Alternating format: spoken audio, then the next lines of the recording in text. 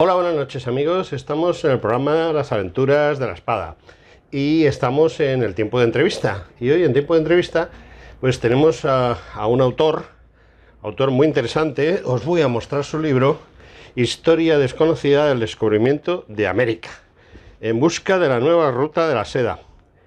Y este autor es Luis Antequera. Muy buenas noches, Luis. Muy buenas noches, José Antonio. Encantado de estar aquí contigo en tu maravilloso programa. Bueno, gracias por lo de maravilloso. Sí. Un poquito liado, ¿no? ¿Por qué? Si lo es, ¿por qué te voy a decir otra cosa? Un poquito liado quizá el tema. Oye, Luis, te voy a tutear porque somos ya un placer, de la misma quinta un placer, aproximadamente. Sí, señor. Y... Tú más joven que yo. ¿Sí? Sí, probablemente. Bueno, vamos a tener discusión al final con quién es más joven y quién es más mayor. Tú. Exacto. Luis, yo creo que he leído este año un montón de trabajo sobre América, sobre el descubrimiento y sobre la hispanidad. Digamos que se ha puesto de moda luchar contra la leyenda negra y digamos que hay un montón de trabajos sobre esto. Y bueno, pues te voy a hacer la pregunta del millón. ¿Cómo te has metido en este charco? ¿Cómo me he metido en este charco? Pues por pura vocación, por pura afición, por puro placer, por puro gusto hacia el tema. Realmente es que el descubrimiento de América, y no de América, porque esa es la tesis del libro, que no descubrimos América, descubrimos un 57% del planeta, se dice pronto. Es decir, la primera injusticia que se plantea en todo este tema del que estamos hablando tú y yo ahora, es llamarlo descubrimiento de América, y algunos incluso dicen que ni siquiera es descubrimiento, pero es que no es América. América es simplemente una parte de lo muchísimo que descubren los españoles. Realmente se sabe, se conoce el mundo hasta las Islas Canarias y no se sabe nada de lo que hay del mundo hacia el oeste de las Islas Canarias. Entonces, esa afición por este tema, ese placer por este tema y excitado encima por todo lo que está ocurriendo últimamente, que parece que todo lo hicimos mal, que todo lo que hicimos no debimos hacerlo, que nos piden cuentas por aquí y por allá y hasta las personas más insospechadas, pues me ha llevado a escribir este libro que finalmente se ha escrito en poco tiempo. Se habrá escrito en un par de meses lo que es estructurar el libro y escribirlo de un tirón. Pero yo llevo en ello mucho tiempo porque está formado a partir de muchas ideas y de muchos artículos que he ido publicando durante más de 10 años ya, ¿eh? Desde hace 10 años y desde hace bastante más de 10 años, es decir, cuando el tema estaba algo menos de moda que ahora. Sí, lo cierto es que a mí me llamó la atención cuando el libro cayó en mis manos que dedicas una gran parte del libro precisamente a la leyenda negra. Sí, sí, claro, como no puede ser de otra manera, es que hoy es casi obligado porque realmente hemos llegado a una situación en el siglo XXI que ya estaba presente en el siglo XX, que es que una cosa es lo que ocurrió y otra cosa es lo que nos están contando, absolutamente diferente, no tiene nada que ver lo uno con lo otro. Digamos que en España hasta los años 70, tal vez, 80, pues lo que nos contaban tenía un cierto parecido con la realidad, pero a partir del año 80 o incluso de algo antes, coincidiendo con otras circunstancias que se han producido en nuestro país, pues en nuestra propia patria no tenemos ni idea de lo que ocurrió en América, no digamos ya en otros lugares del mundo donde puedan estar más o menos interesados en hacer valer una versión que no es, que tiene poco que ver con la realidad. Quizá en este país seamos cainitas, muy cainitas, no cainitas, muy mucho. Cainita. Serán varias circunstancias. Vamos a ver, el elemento diferencial de la leyenda negra española, eso lo digo en el libro, leyenda negra lo tienen todas las potencias del mundo, es decir, el que no tiene una leyenda negra es que no ha sido potencia. Hoy día pues todo el mundo habla contra los yanquis, habla contra los norteamericanos. Lo que es un rasgo bastante característico de nuestra leyenda negra, de la leyenda negra española, es que los propios españoles no es que nos la hayamos tragado, es que la hemos acogido con verdadera satisfacción. Nos sentimos muy bien en la leyenda negra, es una cosa que es mágica. Yo esto no lo veo en Estados Unidos, no lo veo en Inglaterra, no lo veo en Francia, todos en la medida de sus posibilidades, vamos a decir así, tienen su leyenda negra, pero nadie la acepta con la misma tranquilidad, con la misma bienvenida que lo aceptamos los españoles. Y eso es así debido a muchísimos factores que han venido a confluir en un momento histórico de la vida de nuestro país. En primer lugar, el escasísimo conocimiento de historia que tenemos en este país, de historia universal y no digamos de historia española. Casi diría, conociendo poco la historia, igual conocemos mejor la universal que la española. O sea, es una cosa En segundo lugar, la falta de patriotismo. Es decir, el patriotismo es una cosa que en España está absolutamente de moda, está absolutamente atacado desde los años 70, no está de moda ser patriota en España, y eso evidentemente también produce una distancia con la historia española. Y en tercer lugar, pues lo que tú estás diciendo, el espíritu cainita que existe en España. Somos un país cainita, somos un país envidioso. La envidia existe en todo el mundo, ¿eh? Tampoco vayamos a tirarnos excesivas piedras. Somos envidiosos. Somos quizás algo más envidiosos que otros países, pero la envidia existe en todas partes. Y esa envidia nos lleva también a denigrar nuestra propia historia, porque es una manera de envidiar. Es decir, uno envidia a su contemporáneo porque tiene cosas mejores que las que él tiene. Pero es que se puede llegar, en grados más importantes de la envidia, se puede llegar a envidiar también al que te antecedió, porque fue mejor que tú, porque lo hizo mejor que tú. Entonces ese cúmulo de circunstancias que te he dicho, la falta de patriotismo, la falta de conocimiento de nuestra historia, el cainismo, la envidia, un cierto complejo de inferioridad, producido también por nuestra decadencia. Es decir, evidentemente, si uno mira la España del siglo XVIII y mira la España del siglo XXI, pues esta es una España decadente respecto de aquella.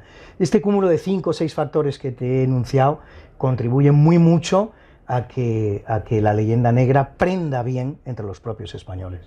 Pero, bueno, tú estás centrando la leyenda negra en este momento, pero, por ejemplo, Marcelo Guyó, que habrás visto su libro Madre Patria, argentino, yo le entrevisté no hace mucho. ¿Está por España o ha estado hasta hace poco? Ya ha estado hace poco, exacto.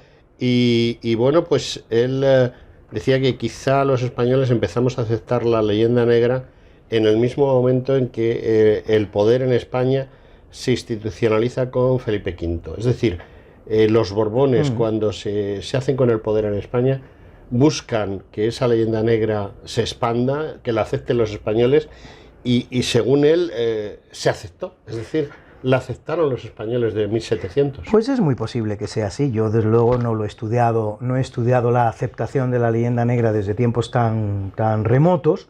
Lo que sí es cierto y sí he visto que se dice, y es una idea sobre la que vale la pena estudiar, es que efectivamente los Borbones tienen que justificar su acceso al trono de España. Lo hacen en detrimento de una dinastía anterior, que es la de los Habsburgo, y todo el mundo busca legitimarse efectivamente sobre la base de lo que hicieron mal los que les antecedieron, y decir que todo aquello que hicieron mal los que les antecedieron, pues ellos lo van a hacer bien. Pero lo cierto es que al día de hoy la leyenda negra afecta tanto a lo que hicieron los Habsburgo como a lo que hicieron los Borbones. Sí, porque al 50%. Al 50%, pues te diría una cosa, la gente se preocupa mucho de anticipar la decadencia española al año 1648, cuando termina la Guerra de los 30 años. Por supuesto, ahí España sigue siendo la potencia predominante por mucho tiempo. Alguien podría llegar a aceptar que el 1714, en que tiene lugar el Tratado de Utrecht y el definitivo advenimiento de los Borbones al trono español, representa el inicio de la decadencia. Yo lo he venido aceptando así hasta la fecha, pero es que yo estoy ya, José Antonio, más allá de todo esto. Es decir, yo creo que la decadencia española solo empieza en Trafalgar. Es decir, hay que reestudiar ese siglo XVIII para comprobar que seguimos siendo la gran potencia del mundo. Probablemente no tanto en Europa, donde efectivamente sí se han perdido intereses y se han perdido escenarios, eso no cabe duda, pero seguimos siendo los dueños del mercado internacional, los dueños de la globalización, los dueños de América, con bases en tantos lugares del mundo. Es decir, que a los que sostengan que los Borbones son los que fabrican la leyenda negra, pues habrá que contestarles que al final han inventado un producto que se revierte contra ellos mismos, porque ellos siguieron siendo la gran potencia del mundo y a ellos les afecta en buena medida esa leyenda negra de la que hablamos.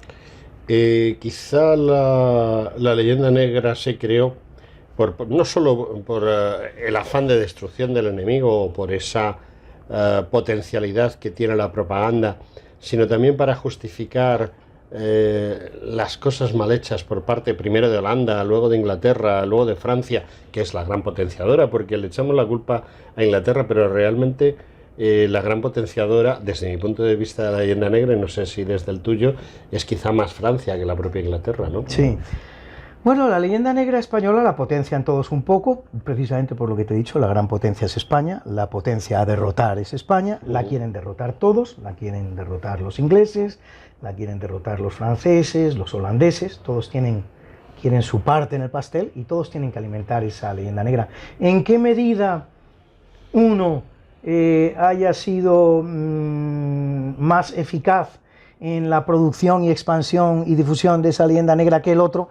Pues yo no entraría mucho. De todas maneras, lo que sí te voy a decir al hilo de tu pregunta es que siempre olvidamos a un agente de la leyenda negra que es no poco importante y que en estos momentos quizás sea incluso el más importante, que son los Estados Unidos de Norteamérica.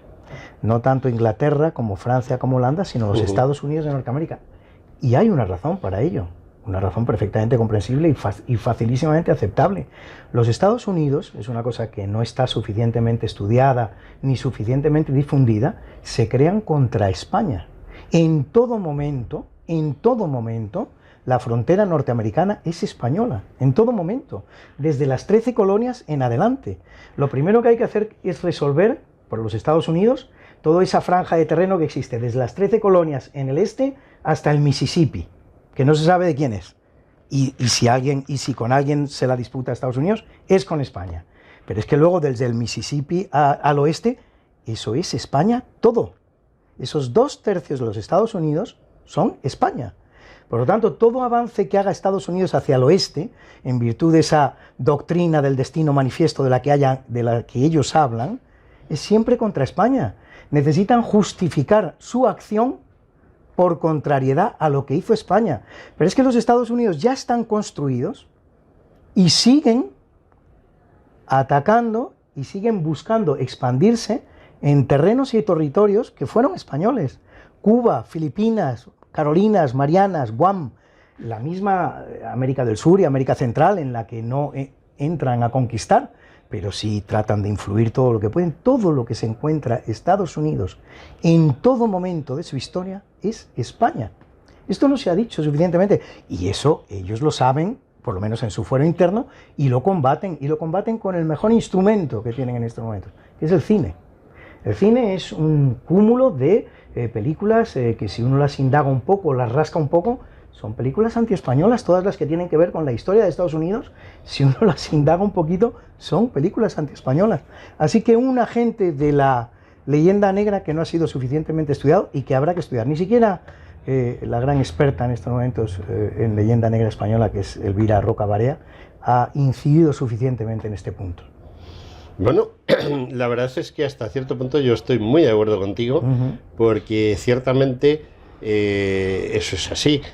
Precisamente en el primer libro que yo publiqué hablaba de una anécdota de Carlos III, en la cual su primer ministro, digámoslo así, el primer consejero de Su Majestad Católica, le decía muy claramente que no debía de ayudar a los republicanos. Conde de Aranda. Sí, exactamente. Le decía, está usted ayudando a unos masones, a unos republicanos, en contra de su hermano, el rey Jorge, porque en definitiva el rey Jorge es hermano suyo, como rey que es. Y sin embargo, la cerrazón de Carlos III, que de hecho es quien construye esa independencia de los Estados Unidos, y sobre todo el que la financia, el que pone reales de A8, cajas de reales de A8 de plata, las que hicieran falta. Sí, sí. Lo cual, por otro lado, demuestra que España era una superpotencia en aquel momento, como acabo de sostener. Es decir, es España la que crea los Estados Unidos de Norteamérica, con la ayuda de Francia y contra Inglaterra. España está presente en el Tratado de París y firma la independencia de los Estados Unidos. Todo esto no lo sabemos, es impresionante. Hay 3 países firmantes del Tratado de París, que son España, Francia e Inglaterra, para darle la independencia a las 13 colonias. El conde de Aranda lo deja explicitado con suma claridad, le escribe ya a posteriori, ya cuando se ha producido la independencia, ya ha nacido el monstruo, le escribe una carta sumamente reveladora a su católica majestad, como tú la has llamado, en la que le advierte del peligro. Es impresionante la clarividencia de esa carta. Le dice, ahora nos están agradecidos, pues no tienen más remedio, tienen que estarlo, pero muy pronto no se van ni a acordar de lo que hemos hecho por ellos. Y se ha creado un monstruo, y efectivamente, tal cual lo dijo el conde de Aranda, tal cual se cumplió. Impresionante, clarividencia. hay una cosa muy curiosa en ese siglo XVIII y es nuestras relaciones con la otra gran potencia del siglo XX, que es Rusia.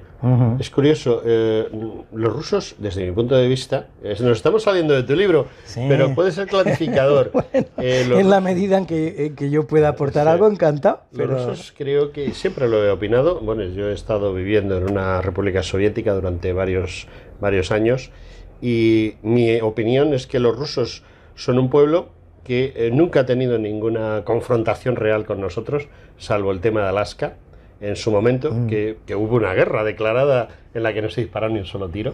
Se firmó la paz sin haber tenido ningún enfrentamiento y creo que quizá el gran error de la política exterior española durante el siglo XVIII y el siglo XIX ha sido el alejamiento de nuestro amigo natural, que sería Rusia, precisamente porque no tenemos nada con que confrontarnos contra ellos. Pues es cierto, y además es un poquito, si lo miras con otro antecedente histórico, pues la política que tanto ha abonado precisamente Francia en una posición geográfica tan parecida a la nuestra, ¿no? La amistad con el lejano país de ruso, efectivamente. Pues sí, pasa que Rusia también, las cosas como son, entra en la historia muy tarde.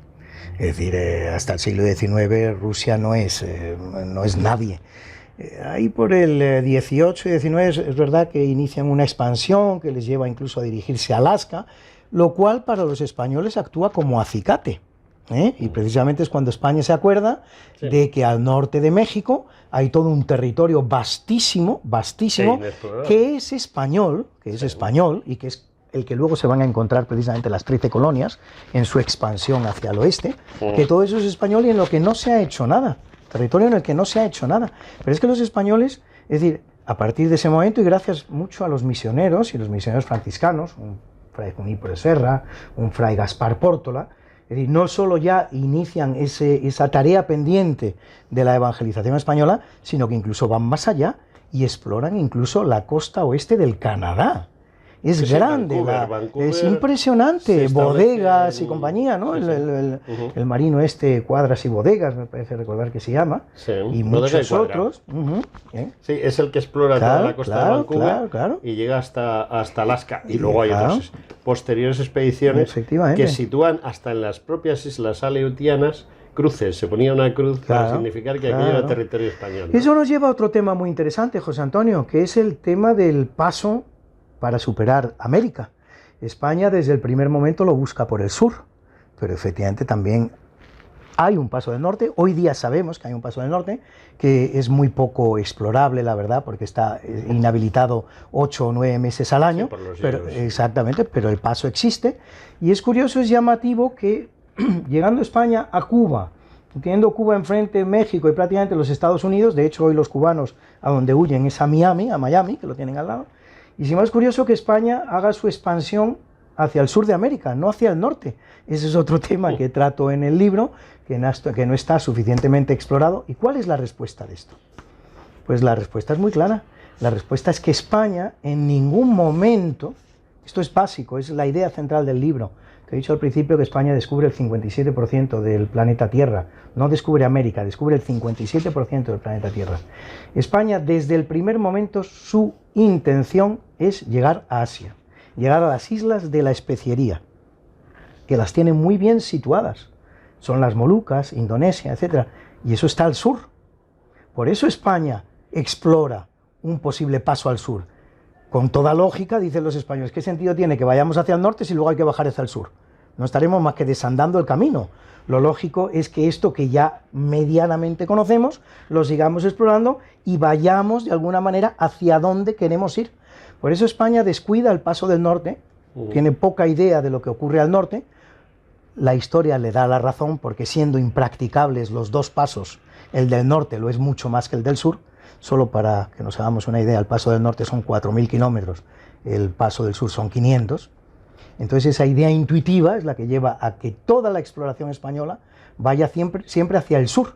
Fíjate que empieza hacia el norte, porque Ponce de León, Hernando de Soto, el mismo Cabeza de Vaca, muy tempranamente, cuando ni siquiera se ha conquistado México, ya están en el sur de Estados Unidos, ya están explorando los Estados Unidos. Pero la intención española siempre es el sur, ir hacia el sur. ¿Por qué? Porque las islas de la especiería están al sur, entonces se acorta camino. Solo en un segundo momento dice, bueno, muy bien, ya hemos encontrado el paso del sur. ¿Y el del norte? Pero claro, ahí concurre otra circunstancia, José Antonio, no poco importante, que es la misma que había llevado a los portugueses a oponerse al descubrimiento del paso del Estrecho de Magallanes y del paso del Pacífico. Que dice España, bueno, si yo ya tengo la ruta del sur, la domino, aquí no entra nadie. Los ingleses tardan 60 años en dar una vuelta al mundo. Los franceses, Bougainville, 250 años. Los rusos, 300 años en dar una vuelta al mundo, respecto de la que dieron Magallanes y Elcano y otros después de ellos. Entonces dice España, si yo ya tengo una ruta al sur, que domino, que gobierno, que controlo, ¿qué necesidad tengo de descubrir una ruta al norte que me obligará a un esfuerzo suplementario de su defensa? Por eso se descuida. Solo en el momento en que efectivamente los rusos empiezan a expandir por Siberia y por Alaska, es cuando los españoles dicen, oye, esto es nuestro, hay que defenderlo. Ha llegado el momento de defenderlo. Hasta ahora podíamos estar ahí sin estar, nadie nos lo discutía. Pero a partir de ahora, si no estamos, nos lo discuten. Bueno, la verdad es que nos hemos centrado en las 50 primeras páginas de un libro que tiene muchas más, concretamente 217. 217, que se leen fácil, ¿eh? No, Sí, bueno, sí. yo la verdad es que me ha llegado tan recientemente que no me ha dado tiempo. Pues No me ha nada, dado tiempo, te sí. animo e invito a leerlo. No hace ni siquiera una semana que yo tengo el libro en mi poder y entonces, bueno, pues la premura de tiempo por los programas que yo hago pues me ha imposibilitado el leerlo. Pero sí he echado un vistazo y entonces hablas aquí, hablas de Colón, por ejemplo. Sí. Es un tema muy interesante. Hablas de Magallanes y de Elcano.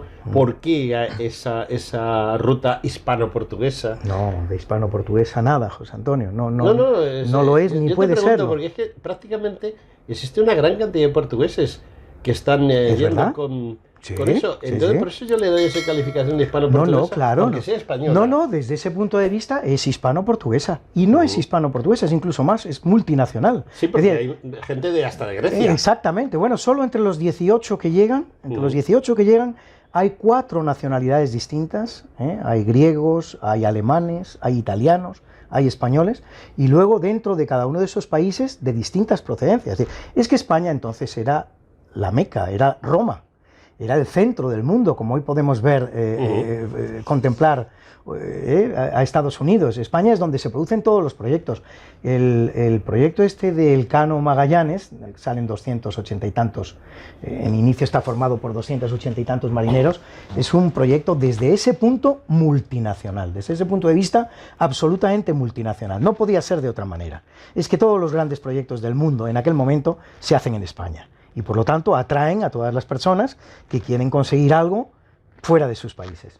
Ahora bien, la vuelta al mundo, a pesar de que esto que te digo, bueno, su director es Magallanes, hay un faleiro portugués que también es uno de los inspiradores del viaje, pero aparte de esta circunstancia y de que probablemente hasta 50 marineros pudieran ser portugueses sin ninguna dificultad, aparte de esta circunstancia, el viaje circunvalador no es ni puede ser portugués, que precisamente es uno de los... por esa confluencia de las Molucas, que ellos decían que Claro, el meridiano estaba más adelante, más bueno, atrás, eso es ¿no? una cuestión que viene luego, Sí, pero yo te voy a hablar incluso ellos de una... decían que era suyo. Por supuesto, ¿no? Que las Molucas eran suyas. Terminará siendo suyo, porque finalmente el Tratado de Zaragoza, Sí. España le acepta que las Molucas son portuguesas, aunque eso le cuesta 350.000 escudos de oro al rey portugués, no es una broma. Pero de lo que yo te estoy hablando es de algo que ocurre incluso antes de esa ya discusión que tienen entre españoles y portugueses de dónde quedan las Molucas, en qué meridiano, etc. El asunto es que los portugueses ya han resuelto su ruta. En Tordesillas ya se han repartido el mundo, y ya se han repartido las rutas del mundo. Los portugueses han descubierto cómo llegar a las Molucas, caboteando todo África, Cabo de Buena Esperanza, suben hasta Kenia, en Kenia ramplan hacia la India, siguen caboteando por la India, llegan hasta abajo de la India o por tierra incluso, y ya llegan a las Molucas y es la especiería. ¿Qué interés podían tener los portugueses en que se descubriera la otra vía, la que llega a las Molucas por el otro lado. Nada, ningún interés. Es decir, primero les obligaría a entrar en conflicto con España, un nuevo punto de fricción, que ya había algunos, aunque se resuelven muy civilizadamente, por cierto, pero ya había, eran las dos grandes potencias y tenían sus puntos de fricción. Pero es que además, suponiendo que España, en un acto inmenso de generosidad, le concediera esa ruta que había descubierto, tienes que duplicar los esfuerzos de su defensa. Donde antes solo tenías que defender una ruta que iba caboteando África, ahora tienes que defender todo el mundo, tener marineros en todo el mundo, barcos en todo el mundo, en el Atlántico, en el Pacífico, en Brasil, en el sur de América. No, los portugueses están intensamente, profundamente interesados en que esa ruta no aparezca nunca, de la misma manera que luego los españoles estarán interesados en que no aparezca el paso del norte. Así que eso es clarísimo, el interés que tienen hoy día los políticos españoles en convertir esto en una hazaña o en una epopeya o en una gesta hispano-portuguesa no tiene ningún sentido. La historia le priva de sentido. De todas maneras, hay un tema muy interesante al respecto, y es que España, por un lado, Portugal por el otro, se lanzan a la conquista del mundo. Prácticamente 2/3 del mundo acaban siendo españoles y portugueses, y son un país en el que no hay población. Efectivamente. Porque no hay portugueses y no hay españoles. Es impresionante, es impresionante. O sea, son 4. Estamos hablando de 7 millones de españoles. Efectivamente. Y estamos hablando de 1,5 millones de portugueses, es decir, 8,5 millones de personajes se hacen con el control del mundo. Esto es fabuloso. Es decir, hoy día la población alemana, la francesa, la británica duplica a la española, y entonces era así también. Aquí hay que buscar alguna clave histórica, y yo esa clave histórica la encuentro en la Reconquista. La Reconquista es un proceso de nada menos que 8 siglos, estamos hablando de unas 30 generaciones, que se educan, que conviven nada más que con dos tipos de sentimientos, con dos tipos de actividades. Por un lado, la guerra, la lucha continua. Nada es seguro, es decir, tú puedes estar cosechando un campo hoy y mañana perderlo por una racia del califato cordobés, por ejemplo. Y lo segundo, la convicción que te da la fe. La convicción que te da la fe. 8 siglos de perseverar en estos dos rasgos de la historia española, es decir, la austeridad a la que te lleva una vida de fe como una vida de lucha continua y de incertidumbre total de lo que va a ocurrir mañana, gesta, tanto en España como en Portugal, un carácter que es único en la historia y que permite que, como tú muy bien has dicho, 8,5 millones de personas controlen el planeta entero. Y de esos 8,5 millones de personas, pues 7 millones que son los españoles, 2/3 de los 2/3. Es impresionante, el poderío español hispano-portugués de esa época es impresionante, y con los medios con los que se hizo. Y con los medios, exactamente. Y el problema es que lo desconocemos. Yo es que no quiero destripar tu libro, por eso estoy hablando de esa época, estoy hablando de cosas que pasaron. Se dicen muchas más cosas, no te preocupes, sí, por mucho que digamos se dicen más. No, pero la idea es abrir en nuestros oyentes, en nuestros televidentes, abrir la idea de que existen una serie de explicaciones, como tú bien has dicho, dentro de ese libro, existen una serie de explicaciones a cosas que a lo mejor incluso ni intuimos siquiera. Claro, claro. Es decir, tenemos que leer el libro para enterarnos de ciertas cosas y por qué pasaron. Sí. Y ahora te pregunto yo a ti, vamos a destripar un poquito el libro, un poquito. Bueno, venga, para eso estamos. ¿Qué crees tú que es lo más importante, o qué crees tú que es lo que puede hacer que un lector coja tu libro y disfrute con él? ¿Qué parte de ese libro es la que más le va a hacer disfrutar? Bueno, yo el libro, aunque se llame Historia desconocida del descubrimiento de América, no descubro ningún hecho, o pocos. Algunos sí se descubre. Hay alguna anécdota que está al alcance de cualquier historiador, pero que sin embargo, en la que los historiadores, sin embargo, no han incidido o no han reparado. Parece mentira toda la información que se puede obtener, por ejemplo, de las relaciones de Colón, de las relaciones que hace de sus 4... Bueno, efectivamente, quiero decir que en el libro algunos hechos en los que no se ha reparado se va a encontrar el lector. Pero yo lo que pretendo, sobre todo en el libro, es hacer enfoques nuevos, enfoques novedosos, que se corresponden bien con la historia, que ayudan a entender bien lo que ocurrió, incluso mejor que los enfoques que tradicionalmente estamos haciendo. Por ejemplo, El descubrimiento de América no es el descubrimiento de América, es el descubrimiento del 57% del planeta. Desde este punto de vista, América no es una buena noticia, es incluso un obstáculo, es una dificultad añadida. Oiga, pero si nosotros queríamos llegar a Asia, no hemos llegado a Asia, nos hemos encontrado aquí una tierra que por más que la gente crea que estaba llena de oro y que cogíamos el oro con las manos y nos lo traíamos a... No, hombre, el oro tarda 40 o 50 años en aparecer, la plata tarda 60 años en aparecer, hay migajas de oro como las había en Europa. No, América no es una buena noticia, es una mala noticia, es algo que hay que superar, un obstáculo. Eso no lo olvidan jamás los reyes de España. Están continuamente en contacto con los mejores marinos de la época para ver qué es lo que hay que hacer para poder superar el obstáculo americano. Un Díaz de Solís, un Américo Vespucho, un Vicente Yáñez Pinzón, todos estos están continuamente en contacto con el rey para ver qué hacemos, porque nos hemos topado con un muro que va de norte a sur y que no nos permite llegar a donde queremos llegar. Esa es una de las ideas. Luego, dentro de este gran descubrimiento del 57% de la Tierra, hay descubrimientos que ni sospechamos. Todo el mundo habla del tornaviaje del Pacífico, que lo descubre Urdaneta.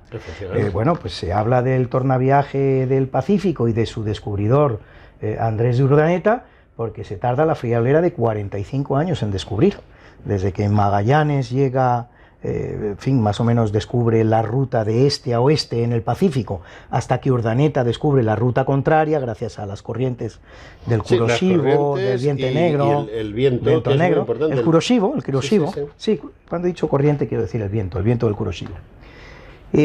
Pero el problema es que ellos pensaban ir por derecho y sin embargo tienen que ir por abajo y volver por arriba. Exactamente, hasta que lo descubren. Ahí es está que el problema, en la mar, por el contrario que en la tierra, los caminos de vuelta no son los de ida.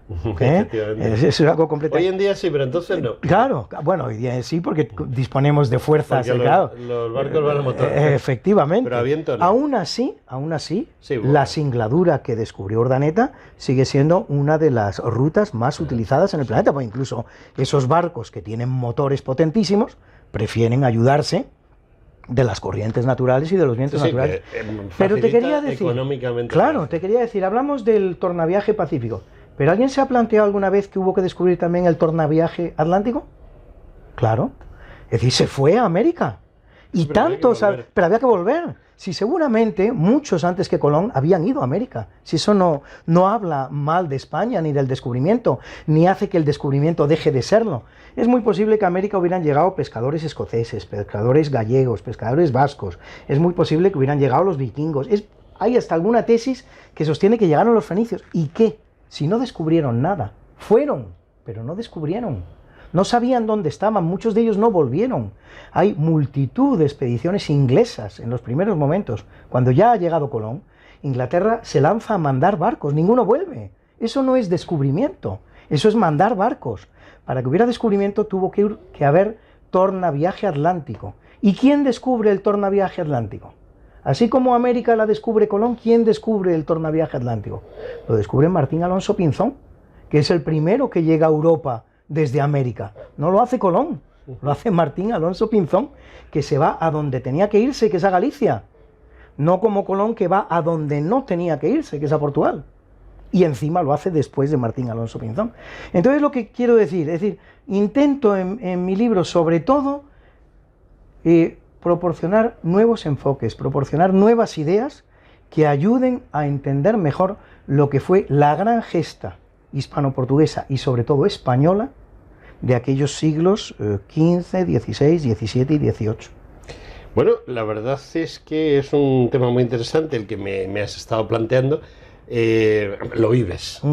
Completamente. Eso es muy importante. No, completamente. Porque hay personas que yo he traído, yo llevo más de 300 entrevistados en los últimos años, historiadores, y bueno, pues hay historiadores que te cuentan su libro, te cuentan cosas sobre sus libros y tal, y no llaman. Sin embargo, hay una cosa muy importante, Luis Antequera, y es que vive el libro. Yo estoy enamorado de esto, completamente enamorado, como de todo lo que hago, es decir, soy una persona enamoradiza desde ese punto de vista, pero sobre todo de esta gran gesta española.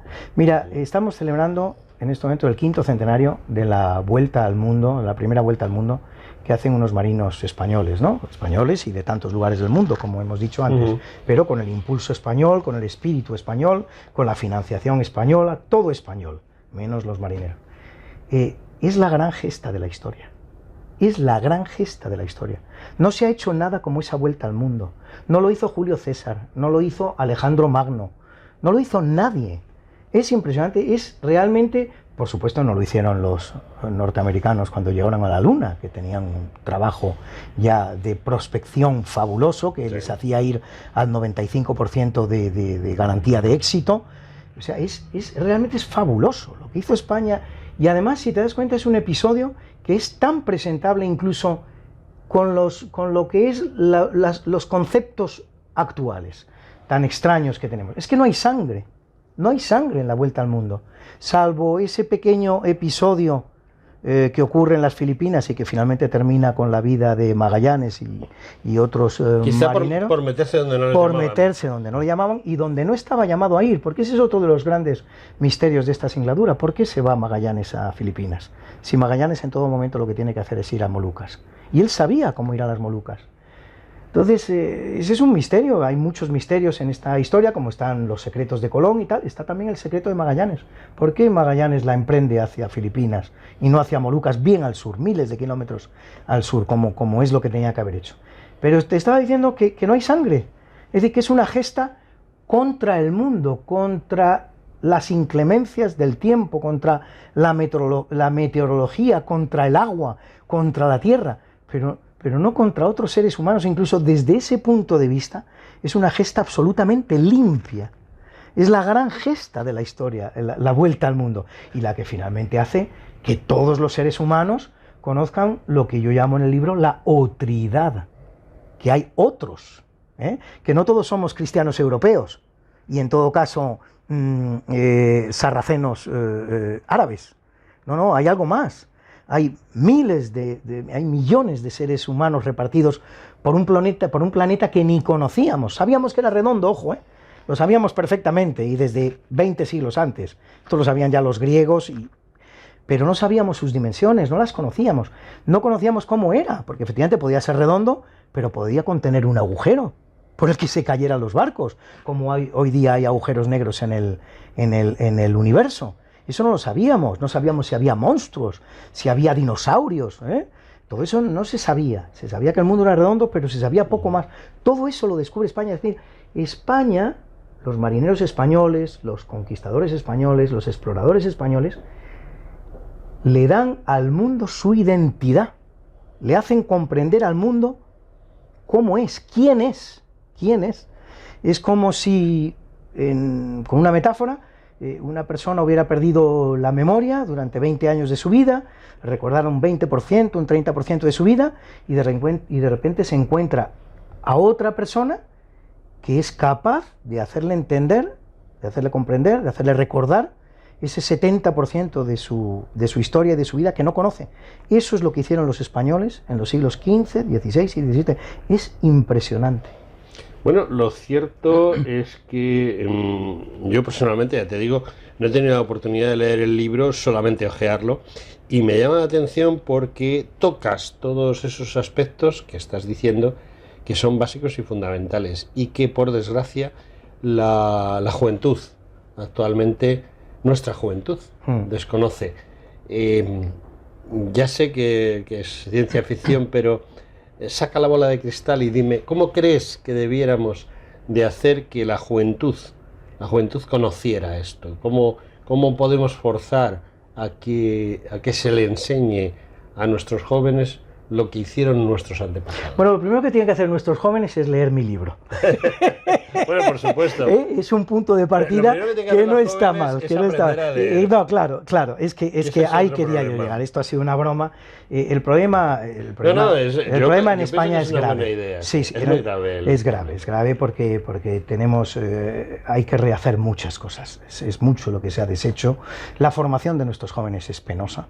Hoy día las escuelas, por desgracia, son más centros de adoctrinamiento que de enseñanza, de lo cual es buena prueba simplemente que nos quieran enseñar matemáticas de género. Pero el momento en que alguien nos quiere enseñar matemáticas de género, pues está definiendo la escuela. Está diciéndonos a qué vamos a la escuela. No vamos a estudiar matemáticas, vamos a estudiar de género. Y de género es hoy, pero dentro de 10 años puede ser otra idea peregrina que se le ha ocurrido al ministro de turno. Hay que recuperar la escuela tradicional, en la que se aprenden cosas. Y dentro de esa escuela tradicional en la que se aprenden cosas, matemáticas, literatura, tantas cosas, hay que estudiar historia, hay que enseñar historia. Y luego, para enseñar historia, tenemos que encontrar a los profesores adecuados, los profesores que conozcan la historia, que conozcan bien la historia de España, que como yo, amen la historia de España, porque estamos en España. Si estuviéramos en Checoslovaquia, pues yo comprendo que a lo mejor no hay que buscar profesores que amen la historia de España, habrá que buscar los profesores que amen la historia checa, pero aquí tenemos que buscar los profesores que amen la historia de España. Y esta historia de España, pues evidentemente, con una ley de memoria histórica tras otra, pues no pasa por su mejor momento. Eso no, y es además evidente. el adoctrinamiento político hace que los profesores que tenemos, pues, bueno, yo he visto libros de enseñanza, libros de Cataluña, libros de las provincias vascongadas, de Galicia. Sí. Resulta que hay 17 historias de España. Completamente.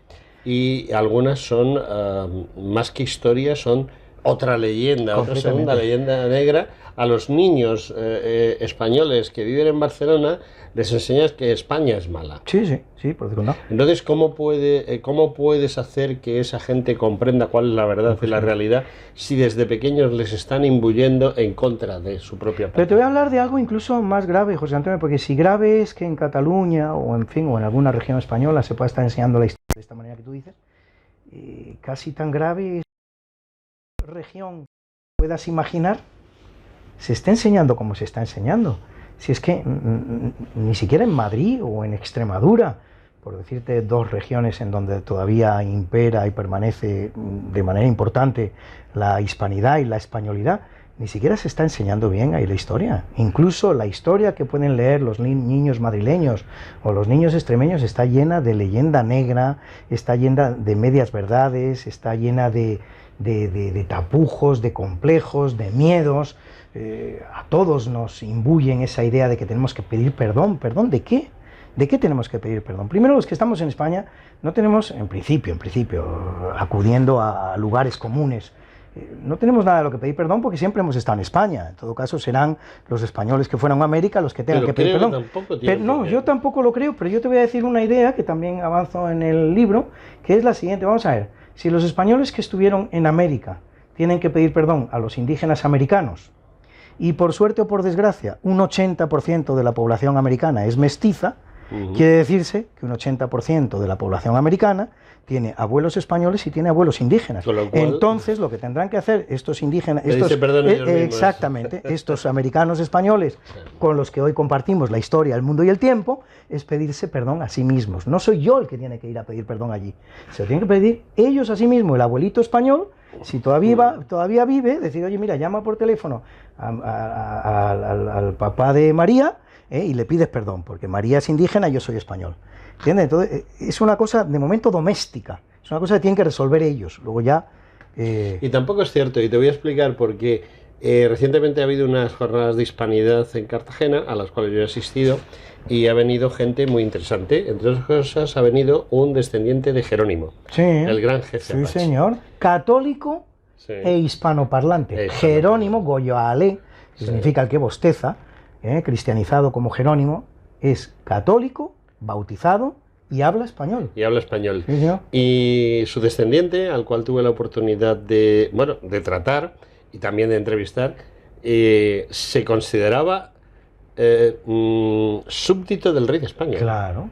O sea, para él era súbdito del rey de España y era católico. Sí, sí. Hoy en día, y además defendía posturas muy curiosas, porque decía, por ejemplo, se habla de que los españoles llegaron a tal sitio y allí pues mataron a 3.000 indios pueblo. En el sitio ese no cogen 3.000 personas para empezar, y tampoco había 3.000 indios pueblos para poder matarlos. Claro. Y si hablas con los indios pueblos, ellos te dicen, no, sí, vinieron los españoles y tal. Pero vamos a ver, y ya empiezas a tirar del hilo y resulta que el hilo no te lleva a ningún ovillo porque no hay ningún ovillo. Claro. Y es todo propaganda. Y al final, pues te encuentras que los propios indios, en este caso un apache, te dice que bueno, lo de la leyenda negra, que es bastante discutible, que hubo enfrentamientos, por supuesto que los hubo, Hombre, claro. Y que los españoles mataron indios y que los indios mataron españoles. Sí. Y punto. Y luego pues hubo una cierta buena relación y al final pues los indios están agradecidos, concretamente los indios del antiguo Virreinato de México, es decir, los que de son Nueva España, Virreinato de Nueva España. El Virreinato de Nueva España, están agradecidos porque cuando los yanquis entran a saco en todo ese oeste, se encuentran que hay unos títulos de propiedad expedidos por el rey de España, claro, que dicen, este territorio es de fulanito, claro, oiga, yo soy fulanito y tengo un título de propiedad. Claro.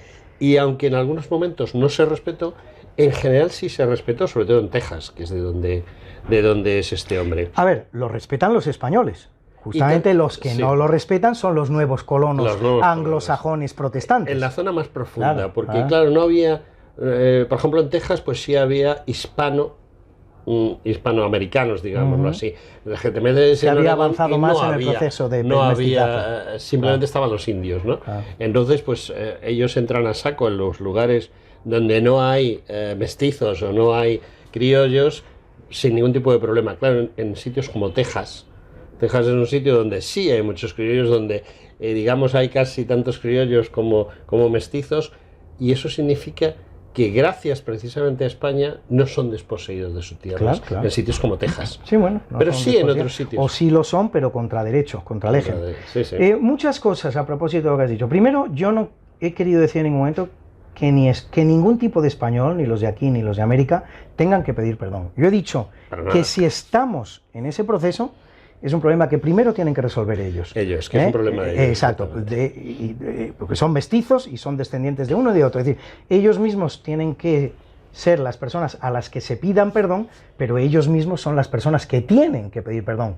Porque como son legatarios del que sufrió, también son legatarios del que, suponiendo que alguien tuviese que pedir perdón. Lo segundo que me lleva a todo lo que has dicho es que efectivamente la posición que toman los indios en general en los procesos de emancipación americano es pro corona. Están con la corona. Los indios no quieren la independencia. La independencia es una guerra civil entre españoles y criollos. No es un problema que al indio no le afecta. Y el indio incluso está preocupado. Dice, bueno, vamos a ver, si no tenemos la protección de la corona, ¿con quién nos vamos a quedar? Es decir, que los indios no son antiespañoles en ningún momento. Y luego, sobre los indios norteamericanos, darte un dato que es suficientemente revelador.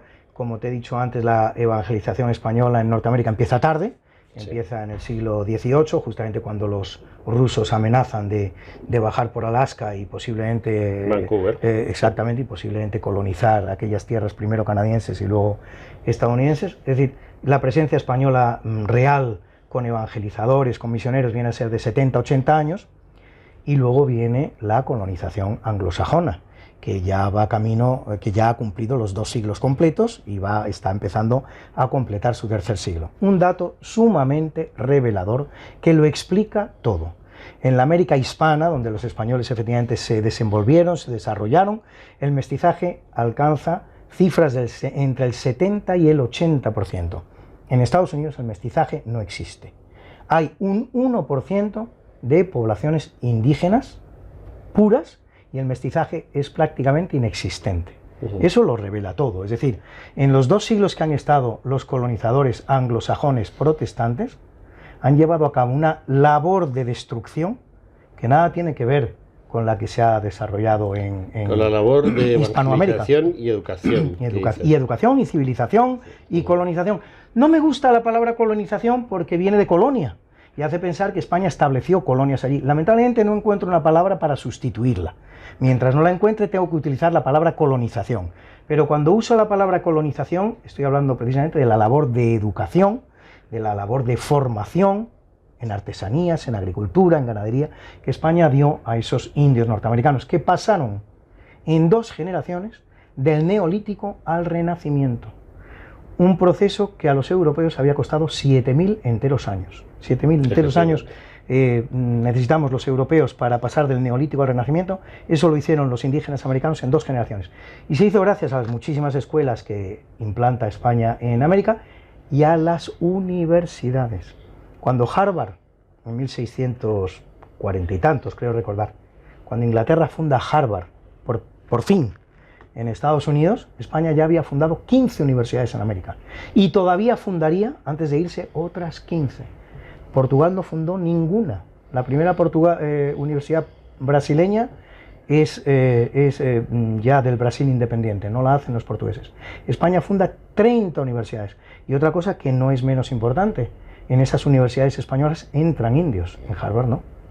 Y en esas universidades españolas la asignatura principal son las lenguas vernáculas de los indígenas americanos. Hasta 600 gramáticas escribieron los misioneros españoles sobre las lenguas autóctonas americanas. 600 gramáticas, se dice pronto. El náhuatl, el quechua tuvieron gramática antes que el inglés y que el ruso y que el alemán. Bueno, don Luis Antequera, nos hemos quedado sin tiempo. Bueno, bendito sea, de eso se trataba. Es que ha sido una conversación que me gustaría continuar, no repetir, sino continuar. Pues será un placer. Con mejores condiciones, en mejor momento y sin tantas apreturas. Bueno, con que sea en estas condiciones va bien. Te vale. Sí, Bueno, señor. Bueno, pues nada, yo decirle adiós, decirle muchas gracias. Lo emplazo a que vuelva, Sí, seguro señor. que vuelve. Sí, deseando estoy. Y una vez emplazado y una vez consentido, pues ya no me queda nada más que decirles a todos ustedes hasta el próximo día. Muchas gracias, José Antonio, ha sido un placer.